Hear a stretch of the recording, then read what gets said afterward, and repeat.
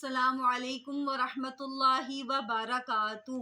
پیارے نبی صلی اللہ علیہ وآلہ وسلم پر درود پاک پڑھنا بہت زیادہ فضیلت والا عمل ہے۔ اس کی فضیلت کا اندازہ قرآن پاک کی اس آیت سے لگایا جا سکتا ہے، جس میں اللہ رب العزت نے ارشاد فرمایا ہے کہ ان اللہ وملائکتہ یصلون علی النبی یا ایھا الذین آمنوا صلوا علیہ وسلموا تسلیما، کہ بے شک اللہ اور اس کے فرشتے بھی درود بھیجتے ہیں پیارے نبی حضرت محمد صلی اللہ علیہ وآلہ وسلم پر۔